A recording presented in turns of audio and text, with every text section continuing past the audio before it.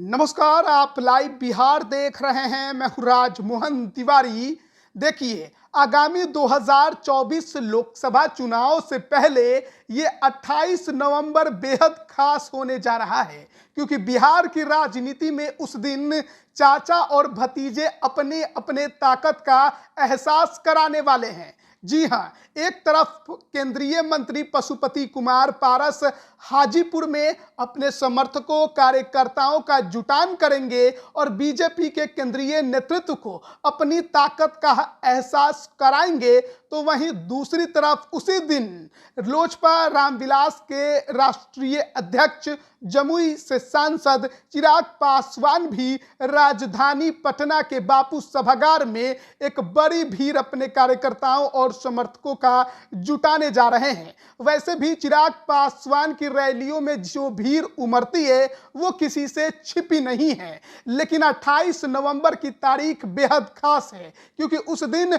दोनों ही खेमे अपना अपने पार्टी का स्थापना दिवस मना रहे हैं। दरअसल वो स्थापना दिवस तो लोक जनशक्ति पार्टी का है, यानी कि वो लोक जनशक्ति पार्टी जो टूटी नहीं थी, जिसे स्वर्गीय रामविलास पासवान ने बनाया था। 28 नवंबर सन 2000 को उस पार्टी की स्थापना की गई थी और उसी तारीख को स्थापना दिवस हर साल लोक जनशक्ति पार्टी मनाती है। लेकिन 2020 के विधानसभा चुनाव के बाद जो पार्टी दो भागों में बंट गई, एक का नेतृत्व पशुपति पारस कर रहे हैं, दूसरे का नेतृत्व चिराग पासवान कर रहे हैं। ऐसे में ही दोनों ही खेमे 28 नवंबर को ही, यानी उसी तारीख को अपनी पार्टी का स्थापना दिवस मनाने जा रहे हैं। और एक तरफ पशुपति पारस हाजीपुर में, जहां के वो सांसद हैं और 24 में भी चुनाव लड़ने की तैयारी में हैं, वो वहीं पर कार्यकर्ताओं और समर्थकों की भीड़ जुटाकर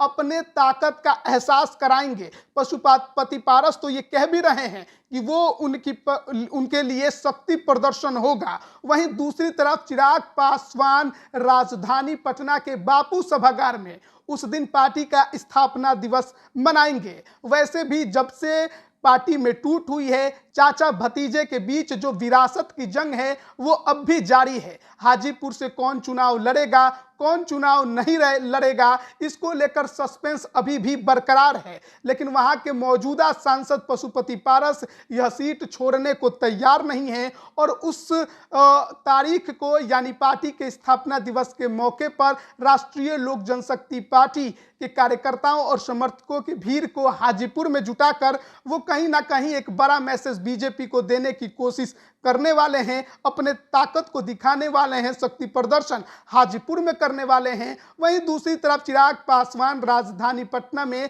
अपने तमाम पदाधिकारियों, कार्यकर्ताओं और समर्थकों को जुटाकर यहां पर पार्टी का स्थापना दिवस मनाने जा रहे हैं। ऐसे में देखना तो बड़ा दिलचस्प होगा कि हाजीपुर में कैसा माहौल बनता है और वहीं दूसरी तरफ चिराग पासवान जो पटना में स्थापना दिवस पार्टी का मनाएंगे, उसमें कैसा माहौल बनता है। चिराग का हाजीपुर पर दावा लगातार है। अब बीजेपी किसको हाजीपुर देगी और किसको नहीं देगी, ये तो वक्त बताएगा। लेकिन उससे पहले 28 नवंबर दोनों ही खेमों के लिए एक बड़ा दिन बनने जा रहा है। लेकिन आपको यह भी ध्यान में रखना होगा, दोनों ही खेमे अभी एनडीए में हैं और ऐसे में इन दोनों ही खेमों को लेकर फैसला तो आखिरकार बीजेपी को ही लेना है। तो अब इंतजार हर किसी को 28 नवंबर का है। बने रहिए लाइव बिहार के साथ। आप सभी का बहुत बहुत धन्यवाद। लाइव बिहार यूट्यूब पर सब्सक्राइब और फेसबुक पर लाइक जरूर करें।